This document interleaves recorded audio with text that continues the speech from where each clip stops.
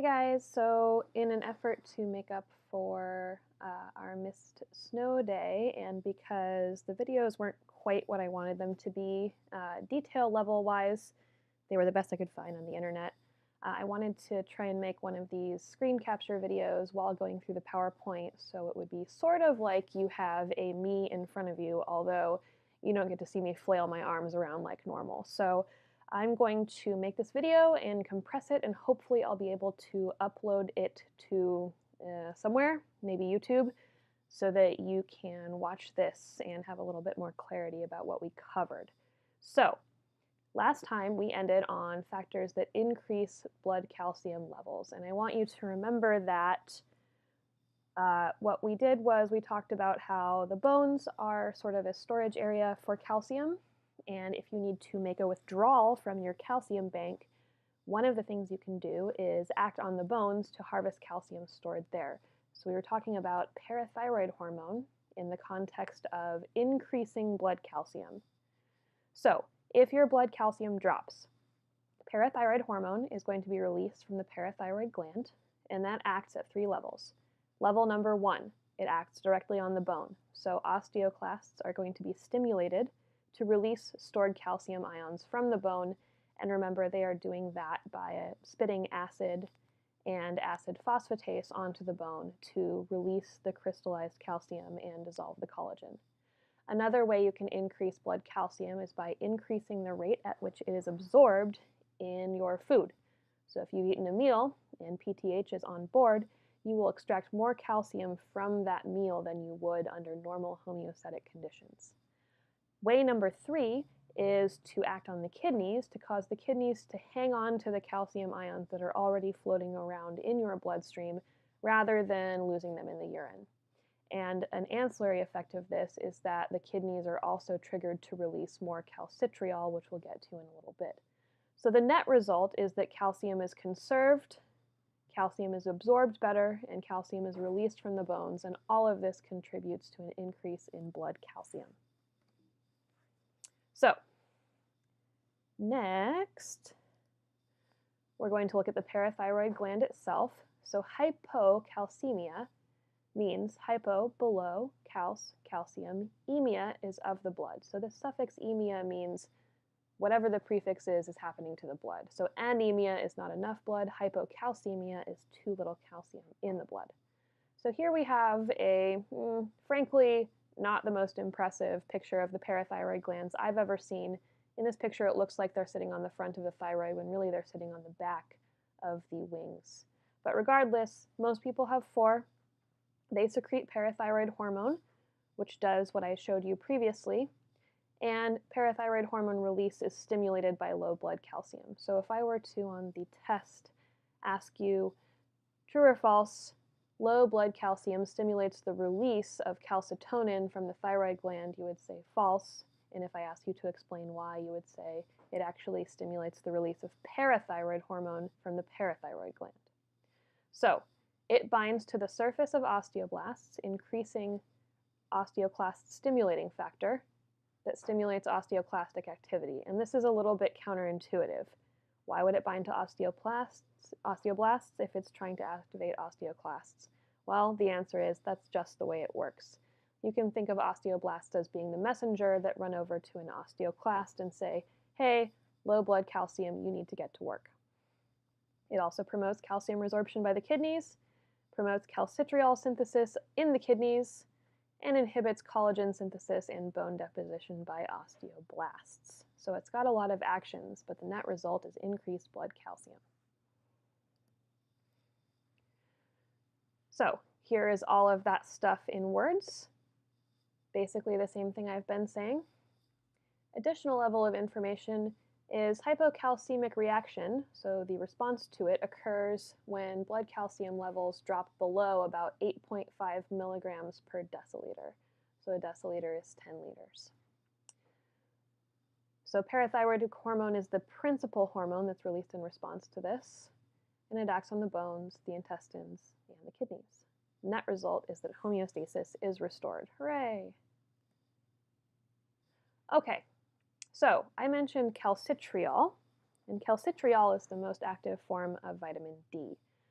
So where does vitamin D come from? Well, if you're not using it in supplements, you get it from your skin. So cholesterol, a specific flavor of it, is converted to the first vitamin D via ultraviolet light. So when tanning salons advertise to you that you can get your vitamin D by visiting them, they're not lying, you really can. Vitamin D3, this is the kind that most people take in a supplement, is processed by the liver and turns into calcidiol. Calcidiol is processed by the kidneys and turned into calcitriol. And calcitriol facilitates bone resorption, reduced excretion of calcium, and increased calcium and phosphate absorption as well. So this summary slide pretty much sums up how vitamin D works. Okay, but what if you have hypercalcemia, which is blood calcium that's too high? That's also a problem. So if it rises above about 11 milligrams per deciliter, you get a different response, but it acts on the same sets of organs if you pay close attention to the pictures.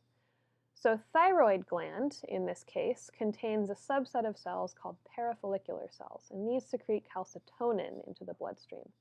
A good way to remember the action of calcitonin in general is to think of calcitonin as, air quotes here, toning down blood calcium. So if you ask somebody to tone it down, be it the volume on their Walkman or their personality, as the case may be, what you're asking them to do is reduce the amount of something, and calcitonin is going to reduce the amount of calcium in the bloodstream. So the bone response for this involves osteoclasts being inhibited while osteoblasts continue their workday as normal. The rate of intestinal absorption decreases and the kidneys permit calcium loss and produce less calcitriol. So all of this contributes to a general decrease or toning down of calcium in the blood. So let's look at that. So calcitonin for hypercalcemia. This is secreted by the C cells of the thyroid gland. It reduces osteoclastic activity by as much as 70% in 15 minutes. So if you think that the hormonal system and the endocrine glands are boring and ineffectual, here is some proof that you are wrong. They can respond fairly rapidly when called upon to do so. So this increases both the number and the activity of osteoblasts. And it has a really important role in children because, of course, children are building a bigger skeleton a little bit every day. But in adults, it has a relatively diminished effect because we're busy maintaining the bone that we have. We're not actively adding new bone. So calcitonin deficiency is actually not known to cause any disease in adults, but it may be useful in reducing bone loss and osteoporosis, so encouraging existing osteoblasts to increase their rate of bone production to combat porous, weak bones. All right, so what happens when you have too much blood calcium? Well, if it goes over 11 milligrams per deciliter, that is sensed by cells in the thyroid gland and those parafollicular cells, also called C cells because they are clear or transparent under a microscope. These secrete calcitonin. So the bone response is osteoclastic activity is inhibited and osteoblasts are stimulated, which results in you making a deposit into your calcium bank. The intestinal response is to reduce the absorption of calcium principally by inactivating or removing calcium channels in the intestinal lumen. And the kidney response is that the kidneys will permit calcium to be excreted in the urine. So all of that contributes to a restoration of homeostasis. Okay, moving on to fractures. We've been talking about how this stuff works when everything is going the way it's supposed to go. But what happens when you break a bone? So we've been talking about the effect of strain on bones and the stresses we put on our bones by moving around. And if those stresses are too extreme, you can break. So here are some types of breaks. This one is a particularly bad one. An open fracture results in a complete dissociation of bony ends, sometimes with one of the bony ends protruding through the skin, obviously extremely painful. Green stick fractures tend to be more common in young people and adolescents, but they're also present in adults. It's kind of like trying to break a stick that is green, so if you went and tore a stick off a tree and then were trying to break it in half, you might find that it's not quite dry enough to break cleanly. You'll get a little bit of tearing and then a piece that sticks. These are fairly common in children, like I said, and if you look, you can prove to yourself that this is a child because you can clearly see right here and here and here epiphyseal growth plates, and the carpal bones of the wrist are not fully formed yet.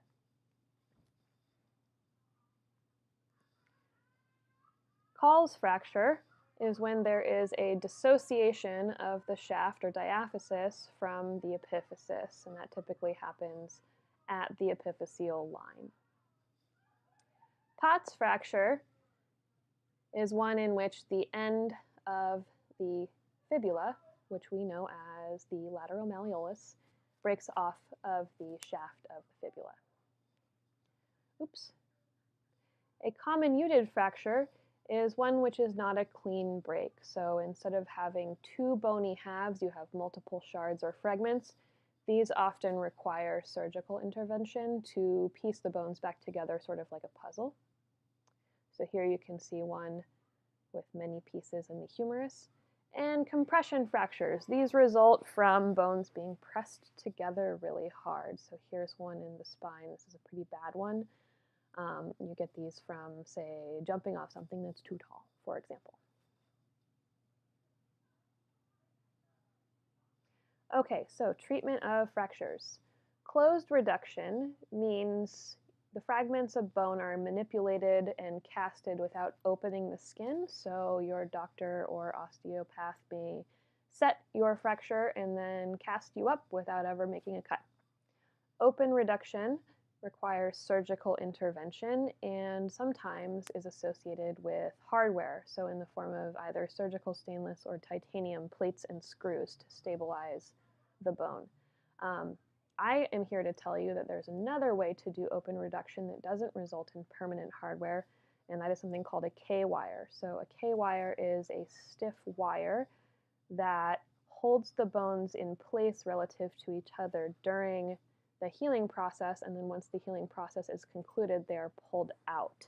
I had K-wires at the proximal ends of my 4th and 5th metacarpals when I broke my hand running with a dog, and the K-wires stayed in but protruded out through my skin for about 6 weeks until I went to the physician and had them pulled out, and she said, "Oh, I'm surprised you haven't pulled these out already." And I said, well, it would have been cool to know that because I would have saved a couple $100 on this appointment. And I ended up pulling the last one out myself. Didn't hurt, kind of weird. So traction is when traction is put on the bone to try and encourage healing, and this is by using surgical hardware that will go away later. It's typically not used in the elderly due to risks of long-term confinement to bed, specifically the risk of decubitus or ulcers or bed sores and concomitant infection. So hip fractures are pinned and early walking is encouraged. Electrical stimulation is used on fractures that are taking a long time to heal, and this goes back to Wolff's law and the piezoelectric effect, which, remember, attracts osteoblasts.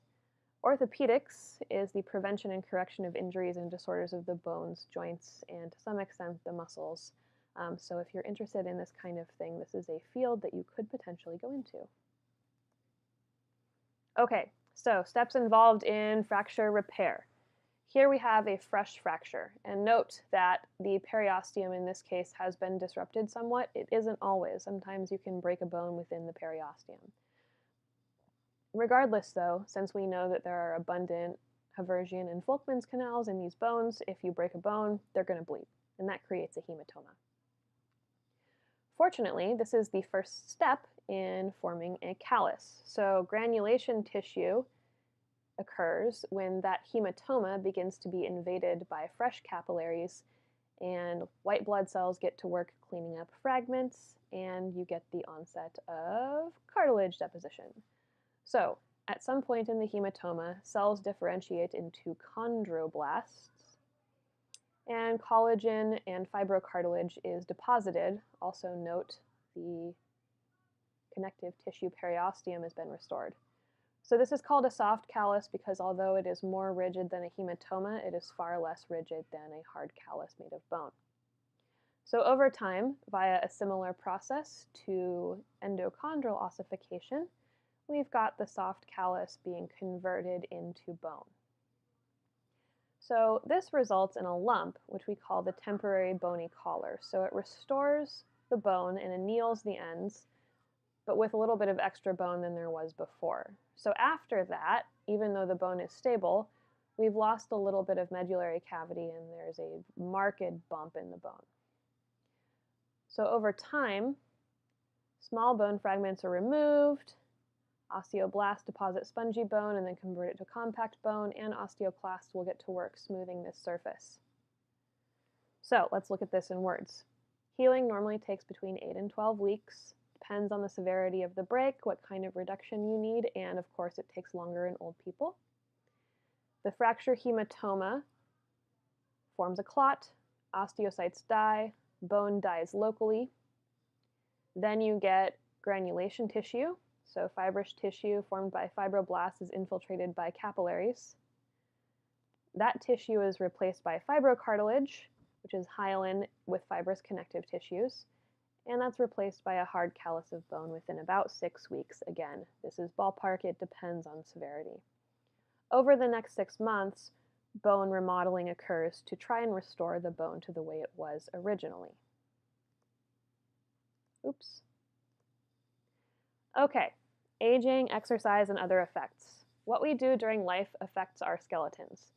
So one thing that is common is hormones and bone loss. So estrogens and androgens help maintain bone mass and shape.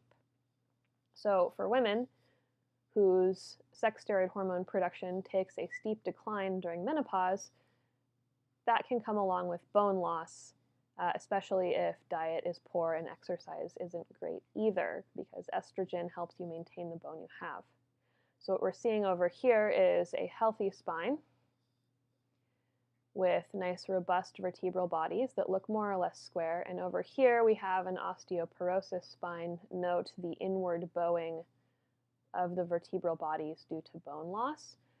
This can also, in some cases, cause kyphosis, where the anterior edges of the vertebrae are the ones that experience the most wear, and that contorts the spine into a forward bend, causing that characteristic elderly hunch. Cancer and bone loss. So cancerous tissue can release osteoclast activating factor, which produces severe osteoporosis, but not due to hormonal imbalance, but rather due to inappropriate action by cancer cells. So, who is at risk for osteoporosis? Well, it's most strongly associated with white, thin, menopausal, smoking, drinking females who also have a family history. So lots of people can get osteoporosis. It's just that the statistics show that the people who are most at risk fall into this category.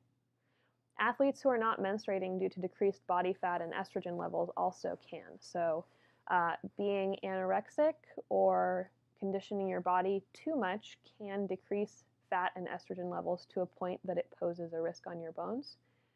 And people allergic to milk, this is from an old text, take this with a grain of salt, or with eating disorders whose intake of calcium is too low. So milk is a famous example that most people are familiar with. Most people have some idea that milk contains calcium, but there are lots of other food sources that are far more calcium rich. So an example of this would be very dark leafy green vegetables and the cruciferous vegetables like cauliflower or broccoli, etc. These all have lots and lots of calcium in them. So if you're someone who doesn't want to consume animal products, don't worry, you can totally get enough calcium, no problem. Prevention or decrease in severity. Adequate diet, that's important. So eating a diverse diet with enough minerals. Weight-bearing exercise is also going to help with this. So the best way to have a super healthy skeleton in old age is to continue to lift heavy things into old age. Supplementation is shown to help, and support with consideration of vitamin D3, calcium, and magnesium. Behavior when young may be the most important factor, which is a bit depressing for those of us who are no longer quote-unquote young, because that bullet point suggests that there may be nothing we can do. But I beg to differ. I think that starting too late is better than never. All right, so I've described earlier a situation in which the anterior portions of the bodies of the vertebrae tend to erode, resulting in a hunch, and this is what you can see here. So this thoracic hunch is called kyphosis, Kyphosis, and it is, in some cases, not all, a result of the anterior margins of the thoracic vertebrae diminishing due to bone loss, which pulls the spine into that shape. So here is healthy trabecular bone with nice robust trabeculae. Again, notice along lines of stress. Here is osteoporotic trabecular bone. You can see the individual bony spicules are skinnier, and there's large spaces where there wouldn't be over here. Okay, so rickets and osteomalacia. So rickets is limited to children, and this is when calcium salts aren't properly deposited in the bones of children. So either due to vitamin D deficiency or due to calcium deficiency, or in some cases both. So calcium salts are not deposited properly. You get bowed legs, which is this inward curving of the long bones of the legs. And this is due to gravity pressing down on these bones as they are trying to form. And the skull, ribcage, and pelvis also experience deformities. Osteomalacia is when new adult bone produced during remodeling fails to ossify. So in this case, hip fractures are common. Another skeletal abnormality is achondroplasia or dwarfism. And this varies according to which gene or sets of genes are affected. So we're only looking at one kind. There are others. So short stature but normal size head and trunk is characteristic of achondroplasia specifically. So in this situation, the skull and the torso are of normal size, but the long bones of the limbs stop growing in childhood. And this is a result of a spontaneous mutation when DNA is replicated. And the mutant allele is dominant. So although it's a spontaneous mutation initially, the mutation is heritable, meaning it can be passed down to offspring. Pituitary dwarfism is a lack of growth hormone, so not due to an error in genes associated with the skeleton, but rather a hormonal cause. So this results in short stature with normal proportions. There's another kind of dwarfism called primordial dwarfism, which results in extremely tiny individuals. You can look that up on YouTube. There's lots of examples of folks living with primordial dwarfism, but I actually don't, off the top of my head, remember specifically which genes are affected by that, so you'll have to do that digging on your own. Okay, opposite end of the spectrum, gigantism and acromegaly. So gigantism is oversecretion of human growth hormone in children, and in adults we call it acromegaly. So undersecretion of HGH or thyroid hormone during childhood produces short stature. Oversecretion produces huge people, so folks on the order of, I believe this is Yao Ming or Andre the Giant, for example. Both men or women that lack estrogen receptors on cells grow taller than normal. So here's another place where the sex steroid hormones have another role besides managing reproduction. So estrogen is actually responsible for growth plate closure. So if the cartilage cells at the growth plate don't have receptors for estrogen, you can throw as much estrogen as you want at them and they will never respond because they can't. They don't have the proper receptor. Okay, regions of the skeleton.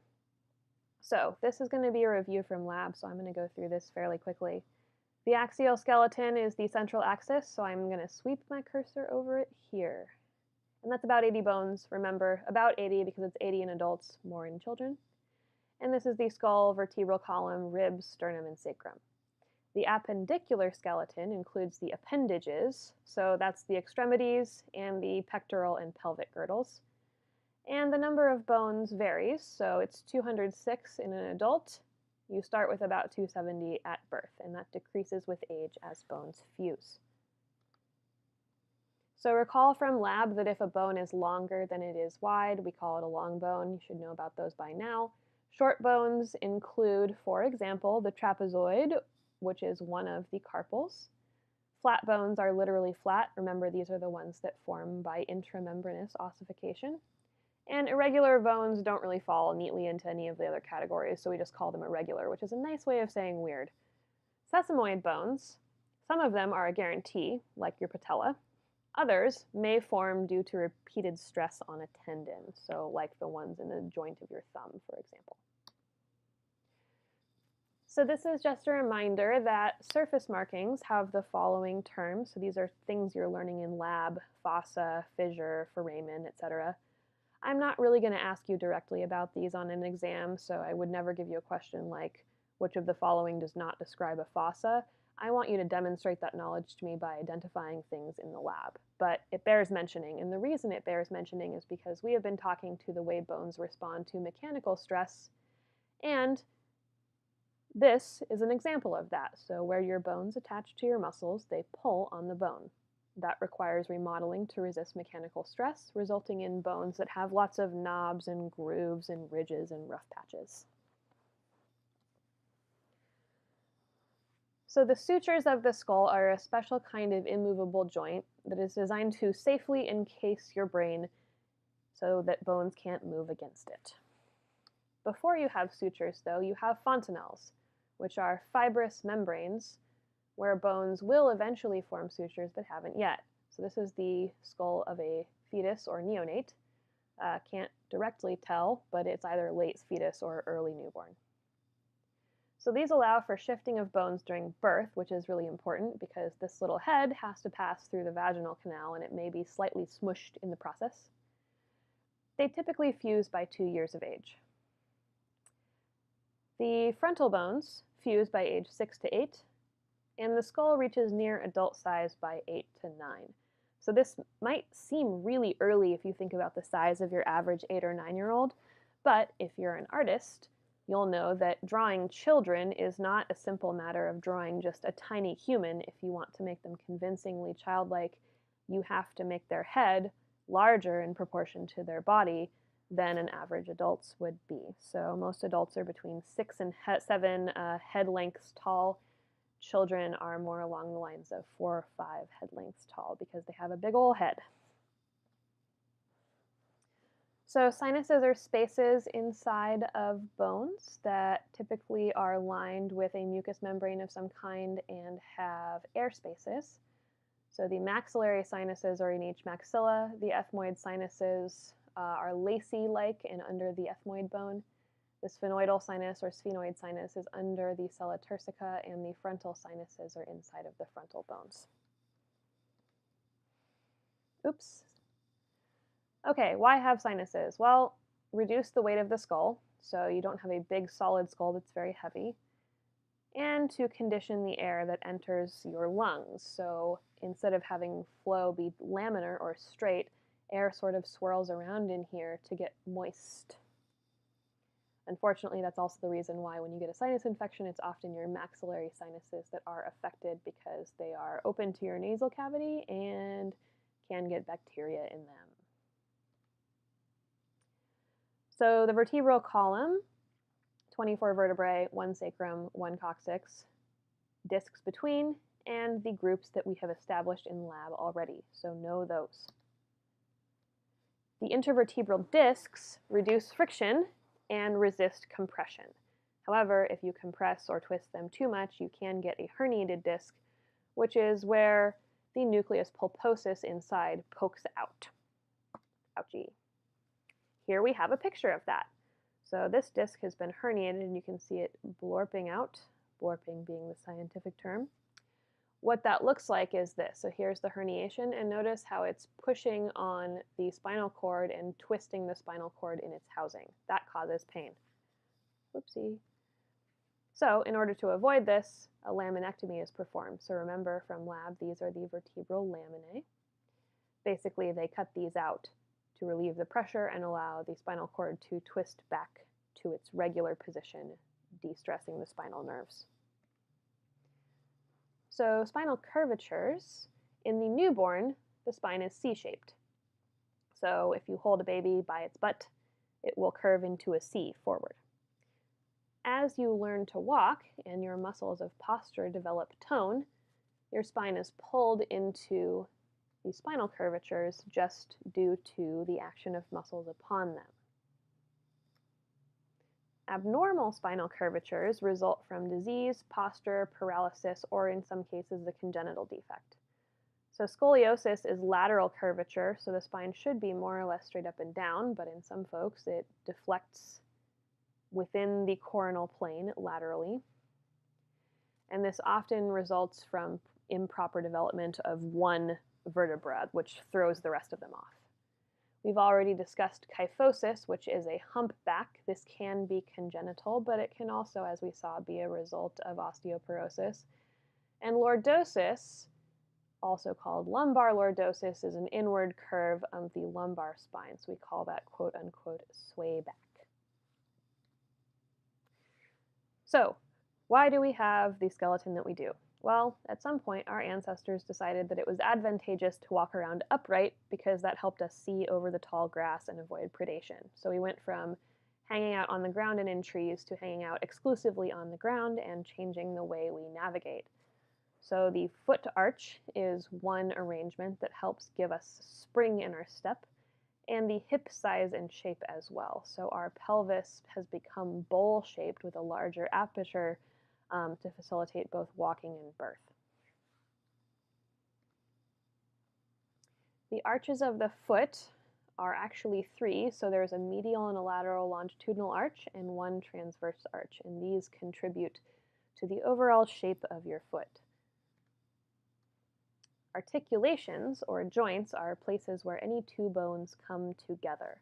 So on the practical in lab, I asked you to identify what bone articulated with the costal cartilages of the sternum, and you were supposed to have said rib.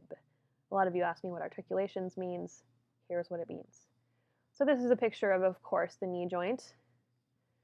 So we have the femur and the humerus coming together, and these are supported by a variety of ligaments. So we classify joints by their structure and by their function. So with regard to structure, we name them by what kind of connective tissue they are joined by. And with regard to function, we name them by how movable they are. So fibrous, cartilaginous, and synovial joints are three different substances or joint structural types. Functional types include immovable synarthroses, slightly movable amphiarthroses, and completely freely movable diarthroses. So, fibrous joints have no synovial cavity, and they are held together closely by fibrous connective tissue, which we know from our study of histology is made of collagen. These don't move almost at all. So they may wiggle slightly, but little to no movement is expected. So amphiarthroses are the ones that move a little tiny bit. Synarthroses are the ones that do not move. So we have three structural types: sutures, don't move at all, synarthroses; syndesmoses, such as the ligamentous attachment between the tibia and the fibula; and gomphoses, which is specific to the tooth. So synarthroses are joints that bind bones together without movement and typically have lap or squamous sutures where there's a flat edge attached to another flat edge. Serrate sutures are special and pretty much limited to the skull. These appear as interlocking wavy lines. Plain or butt sutures, which is funny, have straight non-overlapping edges. So for example, the palatine process of the maxillae where it meets the palatine bone, Syndesmosis is a joint in which two bones are bound only by a ligament. So you can see the interosseous membrane and this little guy joining these two. So these are amphiarthrotic because they can move slightly. Think of the flexibility of your lower leg. Gomphoses are the attachment of the tooth to its socket. So the tooth is held in place by the fibrous periodontal ligament, and these are collagen fibers that extend from the bone of the jaw to the tooth. So this allows teeth to flex a little bit when chewing, which helps them not break as much. So here we've zoomed in on the periodontal ligament. Here's some aspects of it. If you've ever ripped out a tooth or had one extracted at the dentist office, that ripping sound that you heard was those collagen fibers waving bye-bye. Cartilaginous joints don't have a synovial cavity at all, and in fact they show little to no movement, so they include amphiarthroses and synarthroses as well. Notice we have overlap here with fibrous joints, so you need to pay attention in question asking to whether I ask you about the structural or functional type of a particular joint. Pay attention to question wording. So bones that are tightly connected by fibrocartilage or hyaline cartilage are cartilaginous. There's two types, a synchondrosis and a symphysis. So let's look. Synchondroses, syn means together, chond means cartilage, and osis is a joint type. These bones are joined by hyaline cartilage. So for example, the rib attaching to the sternum, which is the example I used in the practical, or the epiphyseal plate in children. So here we have two synchondroses. A symphysis is two bones joined by fibrocartilage. So the pubic symphysis, the intervertebral discs, and the meniscus of the knee are the examples we have, and these permit a slight amount of movement, so we call them amphiarthroses from a functional perspective. So here is the pubic symphysis. There is a fibrocartilage disc here. Synostoses is a bone that used to be two bones but fuse with age. So the left and right mandible, the left and right frontal bones, the epiphyses and diaphyses of the long bones, and the sacrum and the coccyx are some examples. Okay, synovial joints. So most of the bones in your body are synovial joints, and these are joints in which two bones are separated by a space called a joint cavity or capsule. So most of these are freely movable, meaning that they can move all over the place. And you have 6 types of these according to their structural arrangement. But let's first look at the general features of a synovial joint. So we have the periosteum, which thickens around the joint to form a fibrous membrane. Then we have the synovial membrane, which is in red here, and that's a serous membrane. And finally, at the ends of the bones, we have articular cartilage. Synovial fluid is secreted by the synovial membrane, so there's actually fluid in here.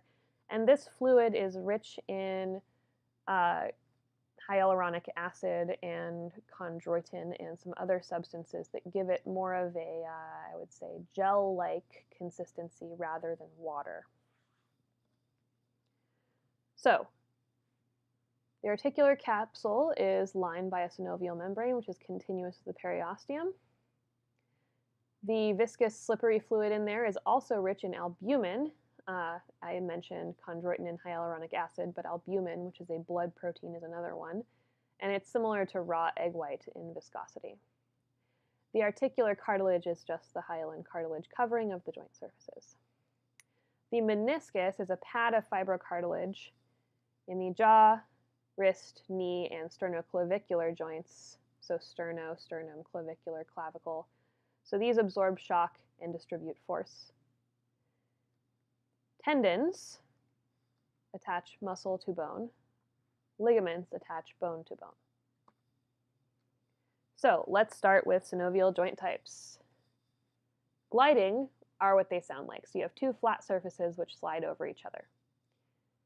So these are considered amphiarthroses because they are slightly movable. So here we have the navicular, and its articulation with the second and third cuneiform is more or less flat. So these can slide back and forth over each other a little bit, as in running, for example, but they're not going to hinge or pivot. Speaking of hinges are when one bone has a convex surface that fits into a concave depression or sleeve of another one. So they look like a door hinge. So for example, the ulna and the humerus at the elbow joint, so the trochlea of the humerus corresponds to the sleeve of the ulnar notch or trochlear notch. And these tend to be monoaxial, meaning their movement is limited to one plane. So you would expect this to bend as though you were bending your elbow, but not go this way, for example. Pivot joints are uniaxial in one direction. So this bone can twirl around in its little slot, but it can't rock back and forth, for example. So one bone has a projection that fits into a ring-like ligament of another. So the atlantoaxial joint between your dens and your atlas is one, and the radioulnar joint that allows the head of your radius to twirl around in the radial notch as you pronate and supinate your forearms.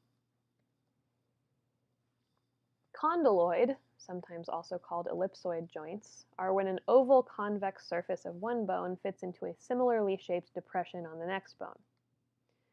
So, for example, the radiocarpal joint of wrist, there is a concavity at the end of the radius which fits into the convexity of the scaphoid and the lunate, which results in this schematic diagram. So these are biaxial, meaning they can move in two orthogonal directions. Saddle joints are when you have two saddle-shaped things that fit together orthogonally, so concave in one direction and convex in the other. So, trapeziometacarpal joint at the base of the thumb is actually the only true saddle joint that we possess in the body, and this again is biaxial, so you can go left, right, up, down, but this is in more of a rocking motion. Ball and socket joints are what they sound like. So there is a ball and there is a socket. For example, the head of the femur and the acetabulum of the hip bone. So these are triaxial because, of course, this ball can rotate in the socket. Another example is the head of the humerus fitting into the glenoid cavity of the scapula. So, movement allowed due to articulations. Extension is to reduce the angle of a joint. Hyperextension is to increase. Flexion is to decrease. Elevation is to move something up. Depression is to move something down. Protraction is to push something forward. Retraction is to push something back. Inversion and eversion are specific to the intertarsal joints. So eversion is to move the edge of your foot up. Inversion is to move the instep of your foot up. And you have dorsiflexion and plantar flexion. So both of these are considered flexion because you have flexors on either side of your leg. Flexing the front ones flexes your foot. Flexing the bottom one points your toesies. Pronation and supination are specific to the wrist and hand because that's the radius crossing over the ulna. And this results in palm anterior for anatomical position or palm posterior in a prone position. And opposition is when you bring your thumb and forefinger together in an OK motion, or do it with any of your other fingers as well, so your carpometacarpal joint. Some important synovial joints to know about include the temporomandibular joint, which we abbreviate TMJ. Some people use TMJ just to describe dysfunction, but really that's the name of the joint. So that is where the mandibular condyle, at the end of the condylar process, fits into the mandibular fossa. So mandibular condyle belongs to the mandible, and the mandibular fossa is the depression in the temporal bone. So TMJ dysfunction is caused by malocclusion, meaning a cross bite or something wrong with your bite pattern. This is often corrected by orthodontia, and also by stress. So lots of people unconsciously grind their teeth in stressful situations, and this can inflame the temporomandibular joint. So this can generate clicking sounds because of its proximity to the ear, headaches, vertigo, pain, or even tinnitus, depending on severity. So the shoulder and knee joints are the two other very important synovial joints of the body, and they are so important, in fact, that they have a robust assortment of bursae and ligaments supporting them. So the glenohumeral is the joint between the glenoid cavity of the scapula and the head of the humerus. And the tibiofemoral is the joint between the condyles of the femur and the top of the tibia, which also has condyles. So here we see the cruciate ligaments and the meniscus, as well as the collateral ligaments supporting this joint. And here we have an assortment of ligaments and their bursae supporting the glenohumeral. So asking about the names of these will happen in lab and not in lecture. All right, the acetabular femoral. This one is especially well connected because this is a load-bearing joint. So you can see the head is really in there. And the ligament for the head of the femur extrudes from the fovea capitis. There's a synovial cavity. There's lots and lots of ligaments. In fact, the intertrochanteric line is formed by the attachment of those ligaments. So remember when you guys were looking for that intertrochanteric line, ta-da! So joint-related conditions, bursitis, I mentioned bursa. So bursae are sacs full of fluid that facilitate, here are some, the flexibility and support of a joint. So inflammation of a bursa usually caused by a blow or by friction. Tendinitis is an inflammation of tendon sheaths. Arthritis comes in over 100 different flavors, so it depends. So rheumatoid arthritis is caused by the immune system attacking joint stuff inappropriately, but it can also be caused by overuse and a bunch of other stuff. This is actually the most widespread crippling disease in the United States, and that is because people work really hard and don't always treat their bodies great. Oops. So sprain, this is a twisting of a joint that stretches or tears ligaments. There is no dislocation of bones or breakage of bones. You've just put the ligaments at their limit and hurt them a little bit. So this can damage nearby blood vessels, muscles, or tendons, depending on the severity, and you typically get swelling and hemorrhage from blood vessels that you've broken by stretching them. A strain is less serious, and this is an overstretched or partially torn muscle. So let's look closer at arthritis, and we're just going to look at a couple types. So it's a broad term for pain and inflammation of the joints. It covers 60 different conditions due to 100 or so causes. Osteoarthritis is non-inflammatory, and this is due to aging and wear and tear. So the longer you've had your skeleton, the worse condition it will be in, unless you laid in bed your entire life, and that's a different set of problems. So this most common is chronic arthritis. Only cartilage is affected, not the synovial membrane, so you just get general deterioration of cartilage, and that produces bone spurs that are due to remodeling from the bone surface being disrupted. Rheumatoid arthritis, as I mentioned, is inflammatory, so this is an autoimmune disease where the immune system starts to regard certain components of synovial joints as being foreign and attacking them. And this typically begins with bilateral, so both sides, inflammation of certain joints, and can often lead to deformities. So for example, if you look at the hands of someone with rheumatoid arthritis, they tend to look deformed, and I'll show you a picture of that in a minute. Gouty arthritis is an inflammation of joints that's caused by the deposition of uric acid crystals from the blood. So if there's a dysregulation of the disposal of certain nitrogenous waste products like urea, that can end up crystallizing out of the blood in the synovial fluid, and that's really ouchy. This can usually be controlled with diet. So if you were treating someone with gout, you would prescribe them a low nitrogen diet, which would help with the problem. So let's look at the next slide, if it will let me.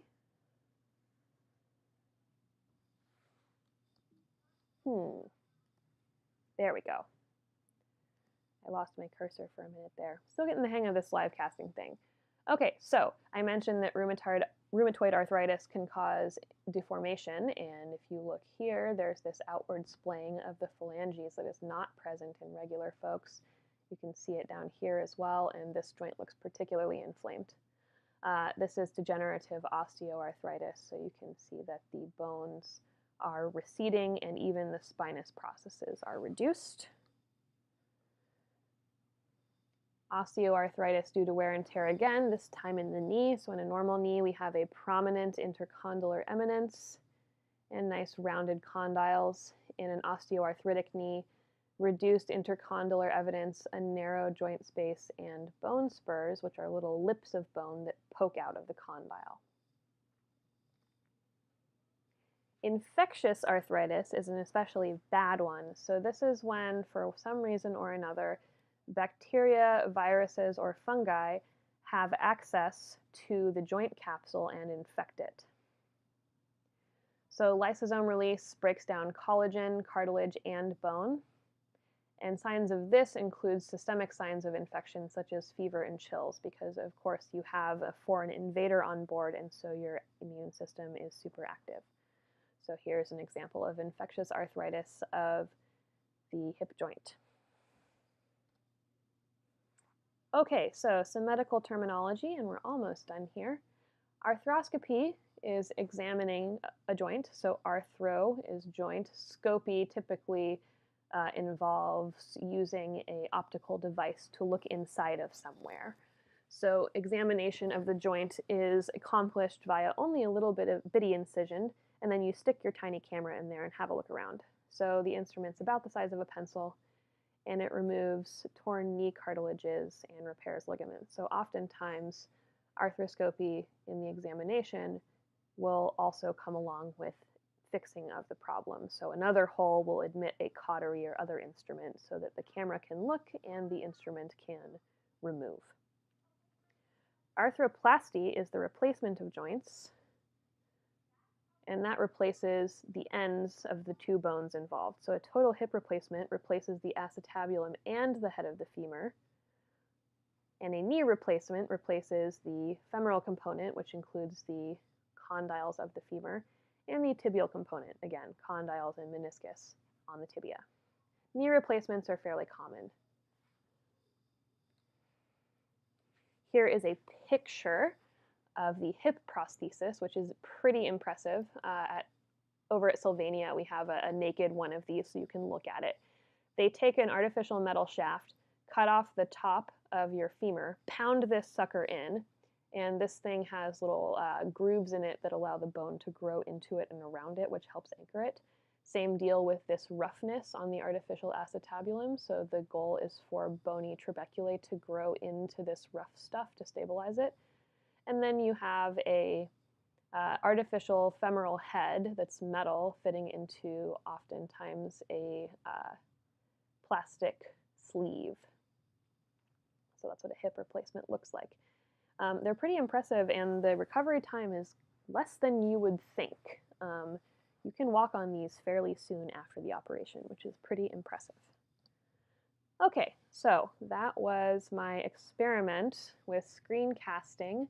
I'm going to go in and edit this now, and hopefully it turns out okay for you guys. I was going to do it Khan Academy style, but my proficiency with my little Wacom tablet thingy is not great. So until I get better at that, I will just be doing this kind of thing. But hopefully you find this helpful, and also hopefully I will see you on Friday and there's no more snow.